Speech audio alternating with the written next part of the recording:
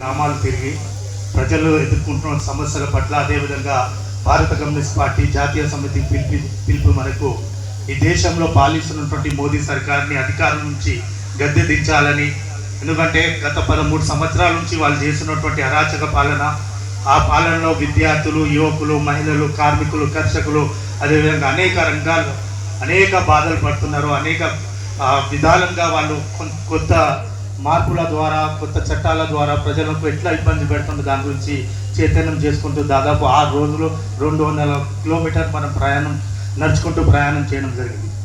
Comrades, ఈరోజు ఈ దేశం నుంచి మోదీ సర్కార్ని అధికారం నుంచి గద్దె దించాల్సిన అవసరం ఉంది. ఎందుకంటే అధికారంలో రాకముందు అనేక వాగ్దానాలు చేశారు.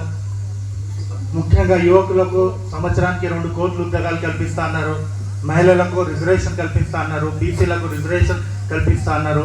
అన్నీ సబ్కా సాత్ సబ్కా Vikas, digital India, standard India, అదేవిధంగా అనేక రకాలు చెప్పి అధికారంలో వచ్చిన తర్వాత కేవలం ఒకటే ఎజెండాతోని భారతదేశాన్ని అమ్మడానికి కొంతమంది పెట్టుబడిదారులకు దేశాన్ని అమ్మడం ప్రారంభించారు. ఈ దేశంలో మోదీ సర్కార్ అధికారంలో వచ్చిన తర్వాత ప్రజల మధ్య ఐక్యత లేదు.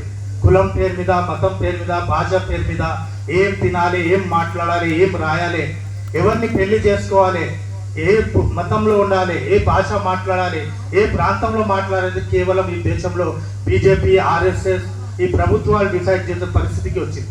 ఈ దేశంలో ప్రజల మధ్యలో ఐక్యతను దెబ్బతీసి హిందూ, ముస్లిం అదేవిధంగా అనేక రకాలుగా గుడ్ల పేరు మీద, కులం పేరు మీద, మతం పేరు మీద